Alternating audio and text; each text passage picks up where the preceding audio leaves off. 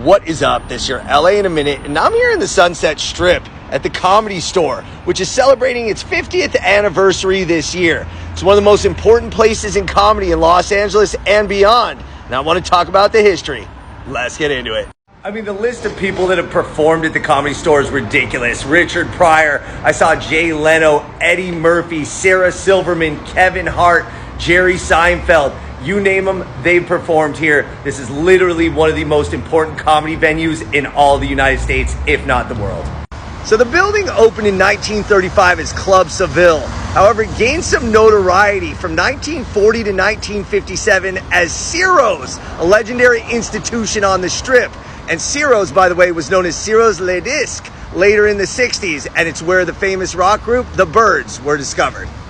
So the Comedy Store opened in April of 1972 as a 99-seat theater, intimate little venue for good comedy in Hollywood, LA. Sammy Shore and Rudy DeLuca were the original founders, but Shore divorced his wife Mitzi, and by 1973 she was running the club. In 1976 she bought the building and renovated and expanded to 450 seats, which really put the Comedy Store on the trajectory that we see today. Fortuitously, the Comedy Store opened the same exact month that Johnny Carson moved The Tonight Show from New York to Los Angeles. And a flood of talent soon moved east to west, just hoping to get a shot on Johnny Carson and The Tonight Show. Mitzi Shore was determined to have the Comedy Store be more than just a nightclub, but rather an artist's colony designed to develop the unique art form of stand-up comedy. It was a family environment where stand-ups developed their craft and paid it forward by mentoring newer comics that followed. And I'd be remiss if I didn't mention the Crest Hill home, which was Mitzi Shore's house, where a lot of comics would shack up, discuss the craft, develop their bond, and yes, party pretty hard.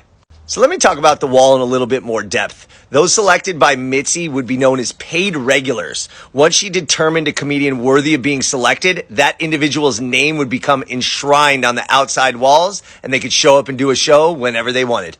The Comedy Store became so successful that they expanded down to San Diego, having locations in Mission Beach and La Jolla, as well as Westwood, Universal City, and even the Dunes Hotel in Las Vegas.